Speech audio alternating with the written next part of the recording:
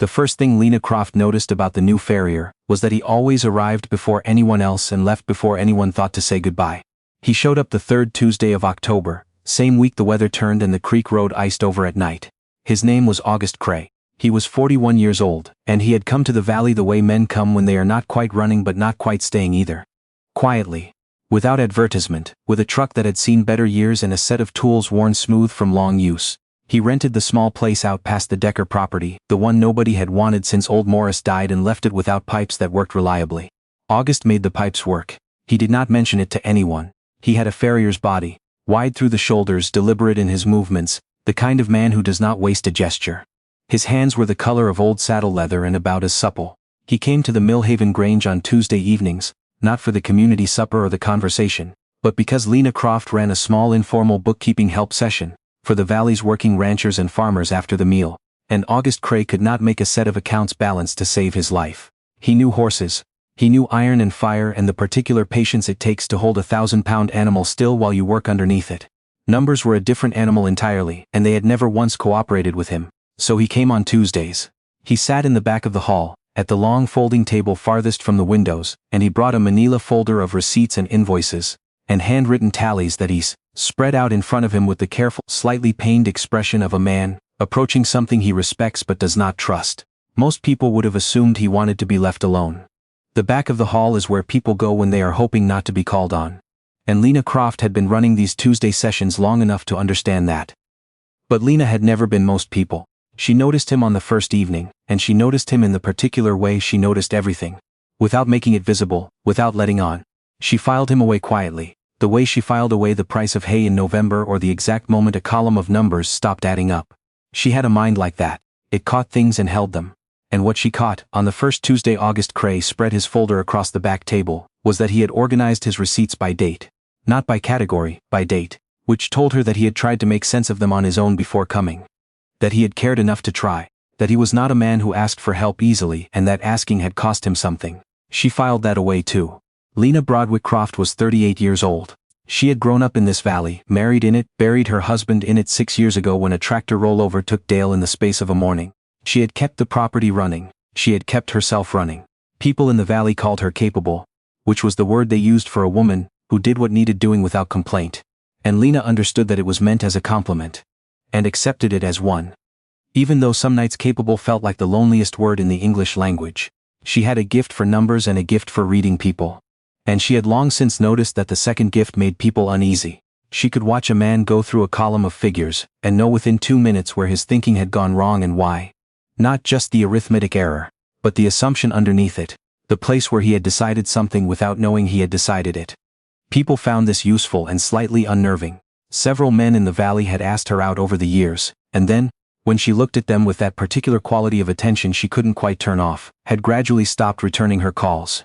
She had made her peace with it.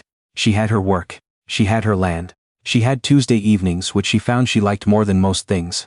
The second Tuesday August came. He had separated his receipts into 2 piles. Lena saw this from the front of the hall and understood it without having to be told. He had gone home after the first session and tried to apply what he'd heard. And the 2 piles were his attempt at categorizing. They were not correct. He had filed his fuel costs under equipment and his equipment costs under operating expenses, which was understandable but would cause him trouble come tax season. But the attempt itself told her something. It told her he was a man who worked at things after hours, alone without anyone watching. She waited until the others had their questions going, and the hall filled up with the low sound of pencils and calculators. Then she walked to the back table. She did not make a production of it. She pulled out the chair across from him and sat down and said, without preamble, May. August looked up. He had steady gray eyes, the kind that didn't move around much. He said, go ahead. She looked at his 2 piles for a moment. Then she moved 3 receipts from one pile to the other and said, fuel is operating. The tractor parts are capital if they're over $500 and extend the life of the equipment. Under $500 operating. She said it the way she said everything, directly, without softening it, and she watched his face to see if the directness landed wrong. It didn't. He looked at the receipts, he looked at the piles. He said, that's where I had them backwards. Most people do the first time. He nodded once. He moved 2 more receipts himself, thinking it through. She watched him think, the way she watched everything, and she saw that he was not embarrassed. He was concentrating. There was a difference, and she noticed it immediately, the way she noticed everything. She went back to the front of the hall. By the third Tuesday August had bought a small ledger book. It was a plain one, the kind sold at the hardware store in town, green cover, narrow ruled. He brought it alongside his folder, and when she walked by she saw that he had started entering things. Imperfectly, but entered. He had set up columns. They were the wrong columns for what he was trying to track, but they were columns. He had tried between Tuesdays with no one watching. Lena did not stop to correct the columns that evening. She kept walking, but the following week she left a single sheet of paper on the back table before anyone arrived. It was a simple ledger template she had printed out. 4 columns labeled, with a short note at the bottom explaining which receipts went where. She left no name on it. It was just there when August arrived, as though it had been set out for the room generally. She saw him look at it. She saw him look around. She saw him fold it and slide it into the front of his green ledger without a word. The following Tuesday, his columns were right. She noticed that. And she noticed the week after that, when the session ran long and the other ranchers trickled out and August stayed. Not to ask questions, but to help stack the folding chairs along the wall. He did it without being asked, efficiently and without conversation, and then he put on his jacket and left. On the third time he stayed to help, she said, from across the hall. "You don't have to do that," he said. "I know." And that was all. But he kept doing it. She began to notice the particular way he listened when other ranchers asked questions she was answering.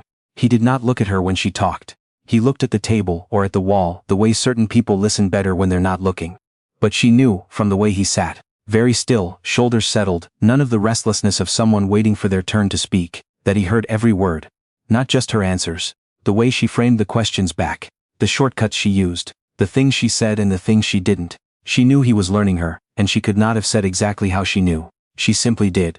In November one of the ranchers brought up a question about estate planning and pasture easements, and the conversation got complicated fast.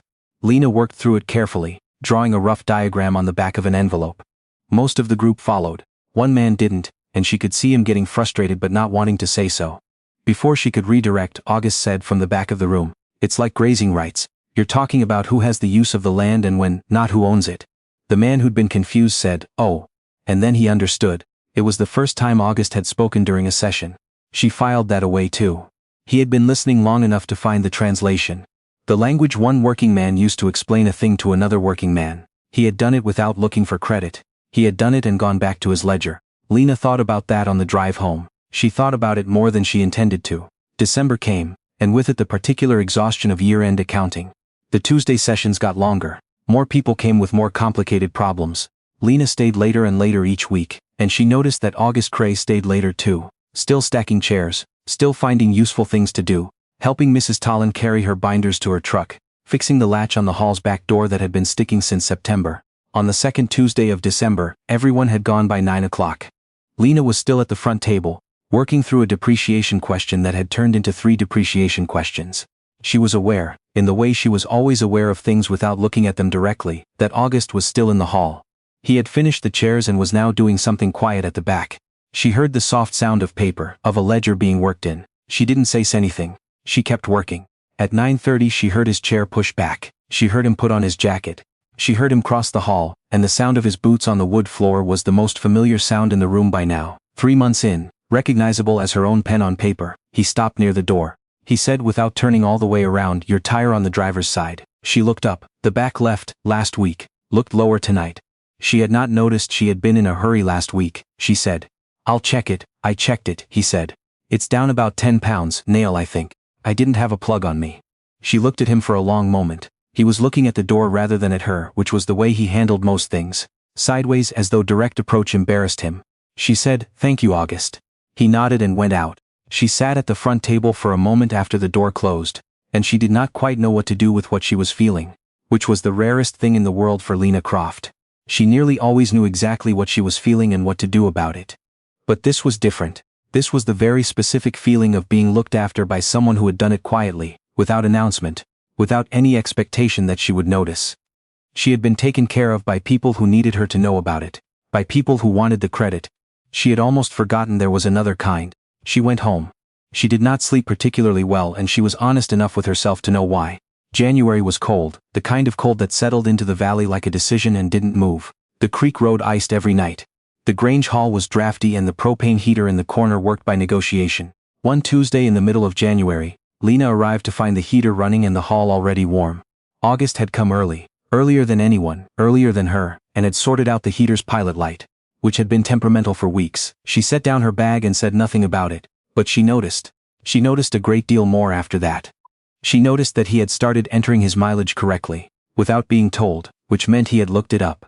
She noticed that he had stopped bringing the manila folder and was working entirely from the green ledger now, which was organized and neat. In the careful way he did everything that mattered to him. She noticed that he asked fewer questions during the sessions and answered more quiet answers from the back, aimed at whoever was struggling, always in the language of the work. And she noticed, because she was Lena and she noticed everything, that he knew things about her. Not things she had told him, things he had observed. He knew she took her coffee black, because he had watched her refuse the creamer at the Grange supper 3 months ago. He knew she favored her right shoulder, which she had hurt 2 autumns ago, and which still ached in cold weather. He knew because when he'd helped her move boxes before one session, he had taken the heavy end without being asked, and positioned himself to her left without making a thing of it. He had been watching her with the same quiet, steady attention she had been watching him. She found this out slowly, the way you find out things that are true. In February she forgot her reading glasses. She had left them in the truck, and she didn't know it until she sat down and tried to read the spreadsheet one of the Halverson boys had brought in, which was in a font approximately the size of something an ant would use. She squinted. She moved the paper. She was trying to work out whether she could manage without going back out to the cold truck, when August from the back of the room set a pair of reading glasses on the table in front of her. She looked up at him. He said, "I've got 2 pairs. I can never remember where I put them." He shrugged and went back to his seat. She put on the glasses. They were not quite her prescription. Everything went slightly sharp and strange at the edges, but she could read the spreadsheet. She worked through the session. At the end she brought them back to him. She said, "When did you notice I wore glasses?" He thought about it. He said, "September. You had them on when I first came in. You took them off before the session started and put them in your bag, so I figured you didn't like wearing them in front of people." She stared at him. He looked at the table. He had the slightly wooden expression of a man who has said more than he meant to and is not sure how it will land. She said, "I don't. I always forget them anyway," he said. "I know." And she understood then, fully with the precision she brought to everything, that the attention had not been moving only in one direction. While she had been quietly gathering the small true facts of August Cray, he had been gathering hers. He had been collecting her the way she collected everyone. Without display, without announcement, filing things away and acting on them at the right moment and not before. She drove home in silence. She sat in her truck in the dark of her own driveway for a while before going in, because she needed a moment that no one was watching. She had spent 6 years taking care of things. The property, the accounts, the Tuesday sessions. She had done it all with her whole attention and without being seen doing it.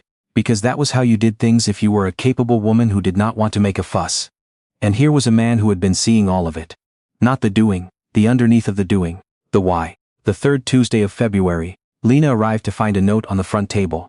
It was written on a piece of ledger paper, in the careful, deliberate handwriting of someone who had worked hard at handwriting.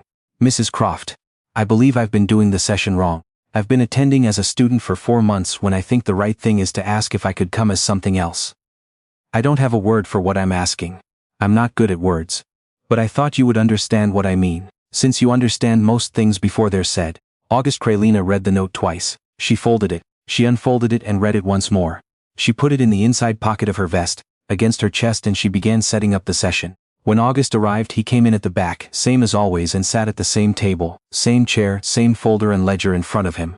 He did not look at the front of the room immediately. He looked at the table. A man giving a person the time to decide. She let the others settle. She let the session begin. She answered 3 questions about Schedule F and 1 about basis adjustments, and helped the Halverson boy sort out why his hay income kept not matching his records, which turned out to be that he was counting one load twice and hadn't realized it.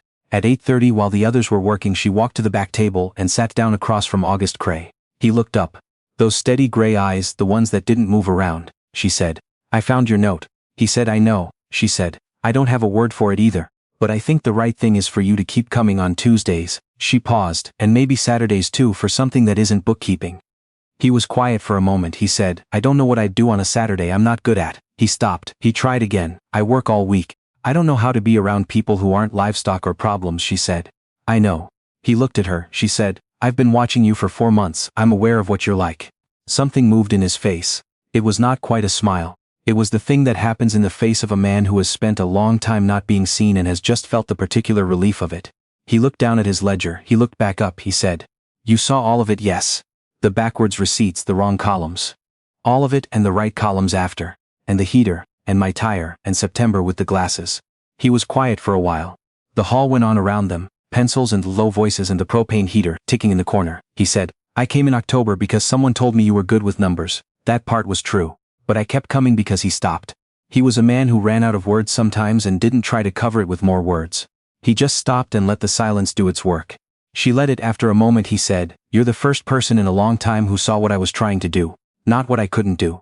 The trying. Lena Croft, who had spent 6 years being capable and competent and seen clearly by no one, looked at this quiet man across a folding table in a drafty hall in January and understood that the trying went both ways. She said, Saturday, 9 in the morning. There's a fence line on the north end that's been down since November and I've been putting it off. I could use someone who works, he said. I work, she said. I know you do. They married the following October, 1 year from the Tuesday he had first walked into the Grange Hall and spread his backwards receipts across the back table. The Valley found it a slightly odd match. The quiet Farrier who kept to himself, and the capable widow who kept everyone else in order. But the Valley had never quite understood either of them, and by the time they married they had both long since stopped needing it to. August built a proper office onto the side of the ranch house, so Lena had somewhere to run her Tuesday sessions closer to home when the winters got hard.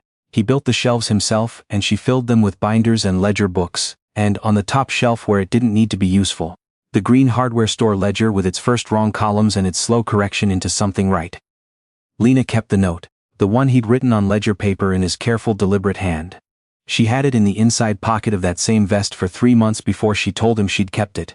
And when she told him, he didn't say anything, which was how August handled most things that mattered. He went quiet and looked at something that wasn't her face, and she knew, because she was Lena, exactly what that meant.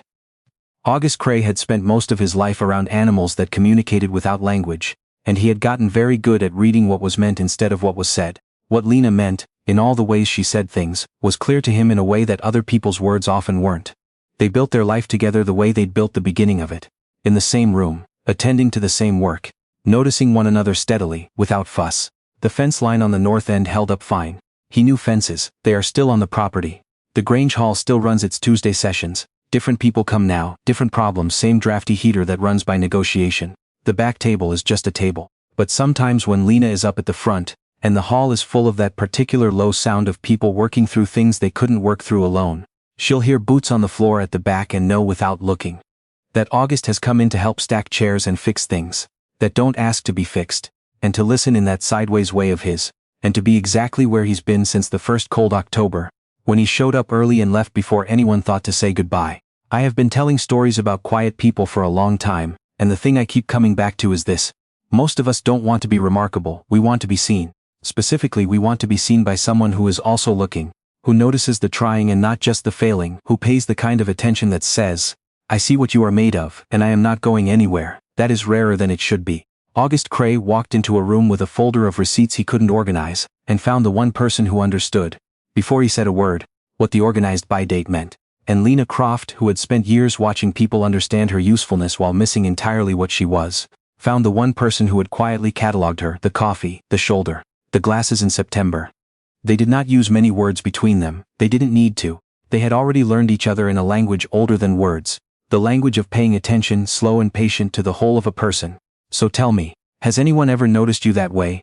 Not the surface of you, not what you produce or provide, but the underneath, the small true things you thought no one was tracking? Leave it in the comments, I'd like to know. And if this story found you at the right time, there's another one waiting right here.